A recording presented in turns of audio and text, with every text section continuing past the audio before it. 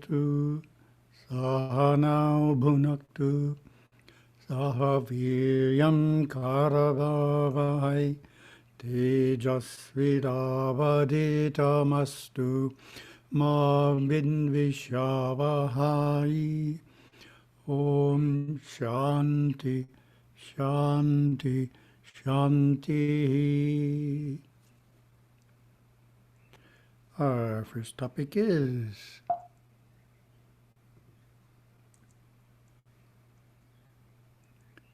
three ways to achieve enduring happiness.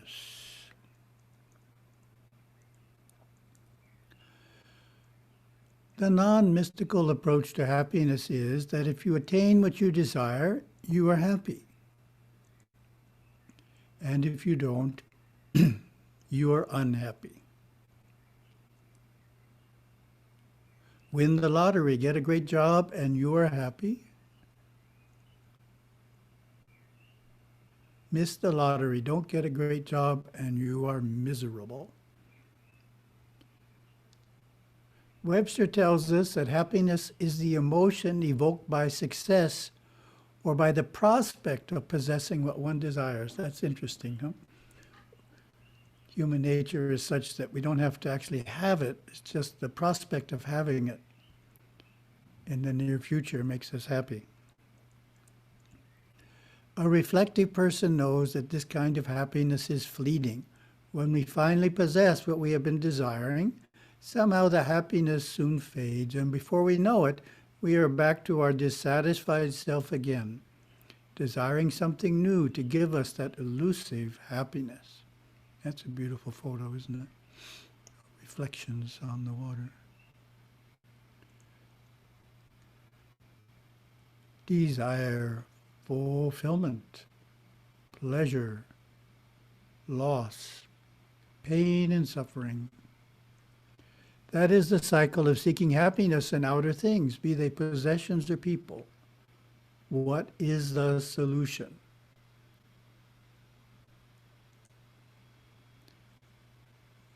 So one solution that's going to be mentioned in a second here is give up desire. So in Gurudeva's teachings, why is the approach give up desire not a solution?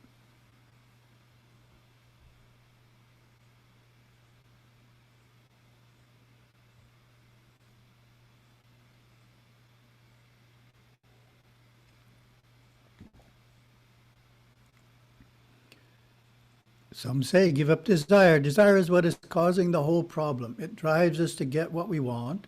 And when the happiness of that getting eventually wears off, we start all over again with a new desire. So if you can get rid of desire, you solve the whole problem, right? Not according to Gurudeva. Gurudeva looked at it differently. He said, desire is life. And the reason we desire things is because we are alive. Desire is energy expressing itself. The only way you could get rid of desire would be to get rid of life. Even if the physical body is passed on, even if we don't have a physical body, we are still alive, still active, creative, and motivated by what? Desire. So trying to get rid of desire is not really a solution to the cycle of desire and fulfillment. Next question. What then is the solution?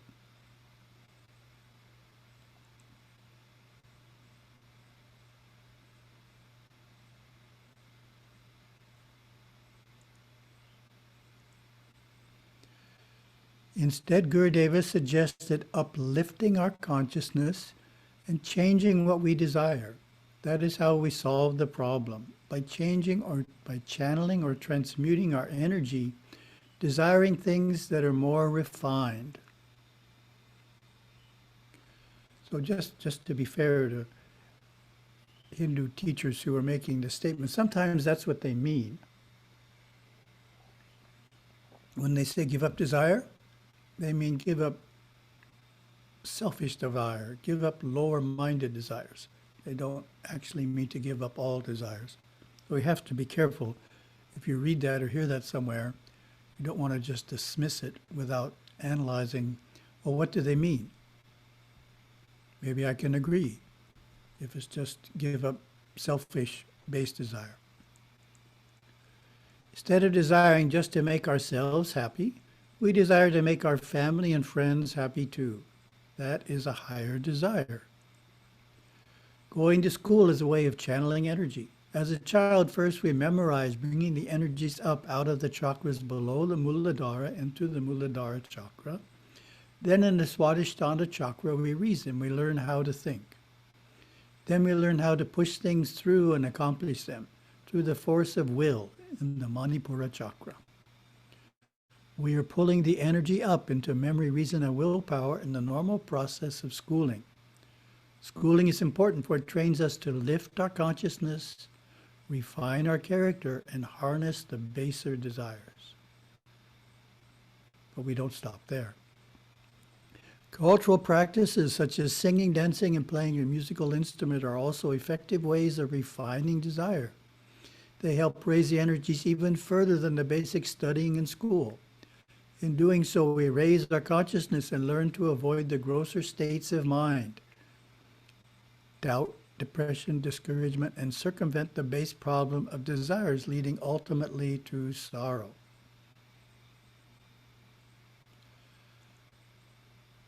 Cultural practices are common in all cultures. It's not exclusively Hindu. European culture has the same thing. You have girls, instead of learning Bharatanatyam, are learning ballet, for example. Boys are learning to play the piano.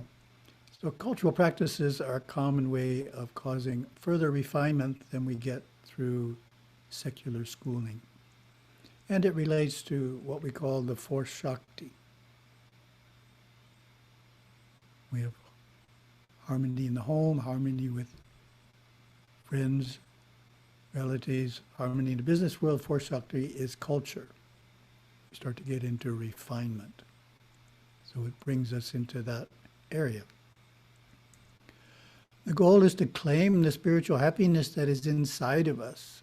Happiness is already part of our inner self. So we have to claim it. It's there. But we need to learn how to experience that part of us that is always happy.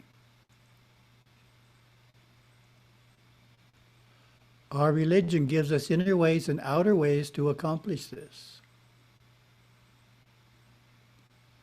And that leads to our next question. What are the ways we can experience the happiness in our inner self? This text gives 3 ways.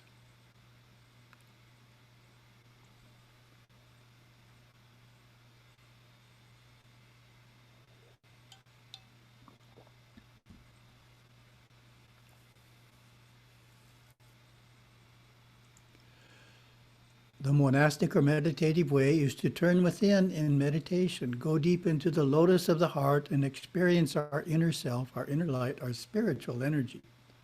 That makes us truly happy. That's a wonderful way. But for some people that doesn't work. They go within and they don't end up in their inner self. They end up in the subconscious self or in an endless cycle of thought. So that's not a sufficient way that we can be sure everyone can use. There's also the theistic way. We can come to the temple and open ourselves to the blessings of the deities. We come in an unhappy state, receive the blessings, and go away uplifted and happy. Why? Because we have connected with our inner self. Gurudeva gave us a 3rd way. If you want to attain happiness, make others happy. I like that statement. If you want to attain happiness, make others happy. Quite often we are unhappy because we are self-centered. We are in a selfish state of mind, concerned only about our life, our problems, our challenges. Life is not treating us fairly, we think. So we are unhappy. What's the antidote? Do something for other people. Try to make them happy. A woman suffering from severe depression was told by her psychiatrist, I have a remedy that is a sure cure for your depression if you follow it. Go out and help other people, make other people happy. Of course, she would not do that. We might actually say she wanted to be depressed, or we could say she was stuck in that state of mind, unable to change. A few years ago, a devotee wrote to me for advice. The doctor has put Dad on an even stronger pain medication. He spends his days in bed. He is so very depressed. I pray daily that I can brighten his day in some small way. I offer to massage him. Sometimes he is open. Sometimes he just wants to be left alone. My husband and I try very hard to care for him in the best way we know how. Most times I feel it is never good enough because Dad is so closed down, so critical and angry. I continually look for ways to give and to serve each day. Please offer advice and encouragement. Difficult situation. Sound familiar? An aging parent is in a negative state of mind to one degree or another and refuses to budge from that state of mind no matter what the children do. Here was my advice. In caring for your father-in-law, it is enough to do the kindly act. Whether it is appreciated or not does not matter from a karmic point of view. You are creating good karma by fulfilling dharma. It's called act without being attached to the fruits of action. You do the right thing no matter if you get praised or blamed or nothing happens at all because of it. You're just doing the right thing. It is enough to do the kindly act. Don't be disappointed when you can't change a lifetime of mental habits of a person just by smiling, being nice, and helping out. He is who he is. All you can do is your duty. Do it to the best of your ability. If he is uplifted and smiles because of it or remains grumpy and depressed, don't let that be the measure of your success. The measure of success is doing your duty, doing it with love. It is okay for you to be happy even if your parent isn't happy, even though you live in the same house. You should not let your father's or mother's negativity, depression, and criticalness be contagious. Being surrounded by family and friends is important. It is a natural and positive state to live in. It helps us live a fulfilling dharmic life. However, the problem comes if we rely on family and friends to make us happy. This is a false concept. We want our happiness coming from ourselves, then we can share that happiness with our family and friends. We should never fall into thinking, I am unhappy by myself. Somehow, if I get married, if I have children, or if I have lots of friends, I will be happy. It does not work that way. Any temporary happiness soon wears away in the old cycle of fulfillment of desire. We get married. If we are an unhappy person, we may be happy for a while, but eventually we fall back into the state of unhappiness because that is our natural mental habit, the mode our mind operates in. That habit does not go away just because we associate with new people. It also does not go away by getting new possessions. The happiness derived from acquiring things lasts for an even shorter time. New computer, new car, redecorate the home. That is fulfilling for a few months, maybe a year for the home, but eventually the charm wears off. The state of unhappiness only goes away permanently by our remolding our consciousness and the way we look at life, by refining our character to the point where we naturally live in a state of fulfilled contentment all of the time, regardless of external circumstances. We can summarize the above observations in 7 practical principles, which can also be called 7 tools for conquering unhappiness. What points do you think are included in these 7 practical principles?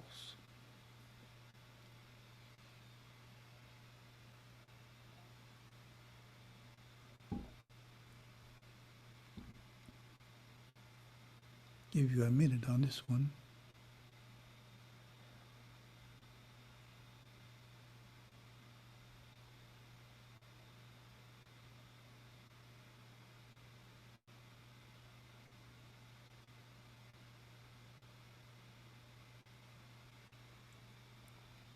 1. Refine your consciousness and build self-control through education and cultural activities. So that, in an ideal situation, happens when you're growing up, before you reach adulthood.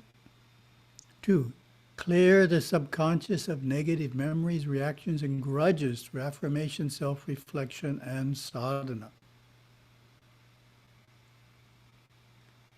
Definitely, we want to adjust the subconscious. 3. Fill yourself with gratitude for life and for all that you have. That's Gurudeva's idea of gratitude and appreciation. 4. Know that happiness and unhappiness are states of mind. They are not the real you. That's very important, and that gets into the idea that I am awareness. So if we really think that way, then we can say, I as awareness have ended up in a happy state of mind today. I as awareness have ended up in an unhappy state of mind today. Do I want to stay there? No. What do I need to do to move to a happy state of mind? So we think differently, that instead of saying I am unhappy or I am an unhappy person, that's even worse, because it sounds like it's a permanent, unchangeable state. We're saying I am awareness that can experience the states of consciousness of happiness and unhappiness. You are the pure awareness that experiences a state of mind. You are not the state of mind itself. Okay. 5. Learn to change your state of mind in meditation, turning awareness within to your spiritual nature, the radiance within you. Direct awareness through controlled breathing. So that's one way. Changing the state of consciousness is a successful meditation. Direct awareness through controlled breathing. Okay, that's a little repetition there. Tune into your innate happiness through religious devotion. So that's our second way. We had meditation and then devotion. And of course, the next one is going to be become fulfilled and uplifted by doing things for others. So that's the simplest one. You don't have to be good at meditation. You don't have to have devotion for the deity. Everyone can help others. Simple thing to do. And one of the points I encourage parents to utilize, that make sure their children engage in some type of seva project at least once a year, ideally a few times a year. And I also make that suggestion to temple groups that have youth groups, that they get their youth out doing something, helping others at least once a year. Very positive activity and helps people be happier. By cultivating these tools, you can experience true bliss, true happiness, a contentment that's not cycle or fade. So that's what we're looking for, a permanent contentment, which comes from our soul nature. Okay, second topic, some testimony.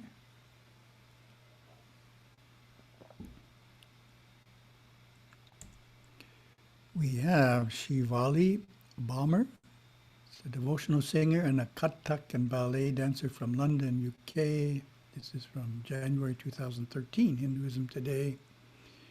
In my opinion, ancient philosophy, modern mind, exploring the important difference between reflective wisdom and today's endless stream of information. Well, Shivali has gotten even worse since 2013, I can assure you. Information everywhere, but wisdom is not among it. Many words. Numerous articles have reported the negative effects of using your phone before bed. I envision many of you right now are reading this on your little screens whilst propped up by your pillows. We all do it. The Cleveland Clinic reported 3 consequences of being phone hooked. 1, it keeps your mind overstimulated. 2, the blue light disrupts your circadian rhythm. 3, any emotional triggers delay REM sleep. I find that my iPhone is the first thing I grab in the morning, but lately I have been trying to re-engineer my overworked mind to create a more peaceful existence for myself. This goal has led to my relationship with the Yoga Vasishta, an influential Hindu text dated between 11th and 14th century BCE. Attributed to Rishi Valmiki, it is a conversation between Sri Rama and sage Vasishta. I recommend the translation by Swami Venkatesananda. Unlike most religious texts where God is speaking and man is listening, here sage Vasishta is the guru and Sri Rama is the student. This text is profound in that it denies the need for a personified God and emphasizes that God exists within man as the supreme self. Given the book contains around 29,000 verses, I can't efficiently summarize why it has been a game changer for me. However, I will draw upon a few parts I've read recently. This self is the emptiness in space. It is the motion in all things moving. Just as existence exists everywhere and time exists at all times, the self exists in all bodies with physical and psychological faculties.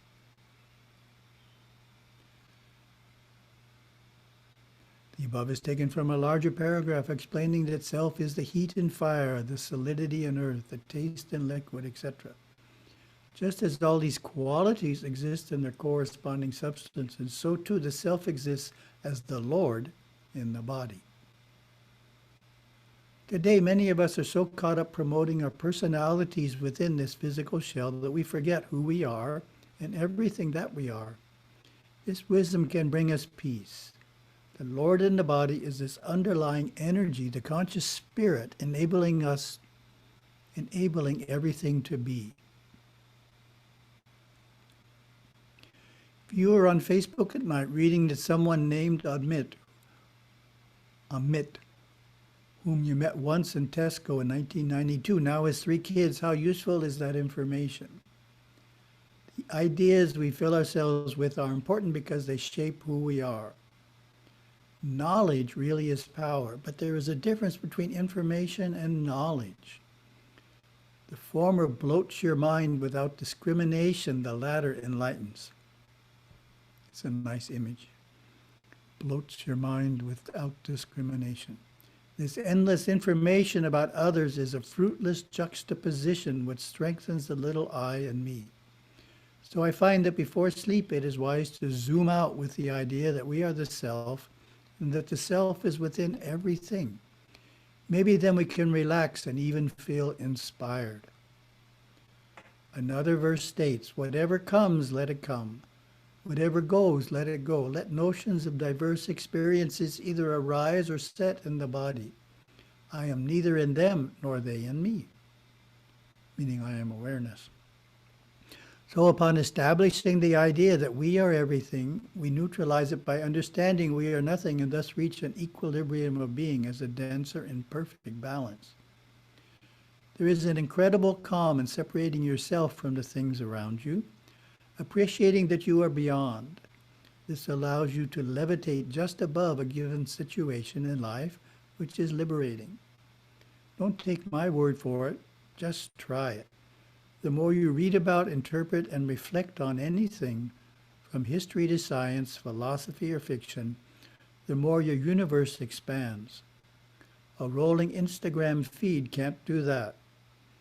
I treat each day like a wave. It rises and collapses back into itself. And as you know, waves just keep rolling. Good night. Thank you, Shivali. Very inspiring. So we certainly would agree, and it's very important to turn off the constant flow of information coming at you, email, Instagram, Facebook, WhatsApp, etc. and just can keep coming all day. I remember one young man, young, of course, his relative, he's probably in his 30s at that point, and very conscientious on expanding his business. And he was married, one child.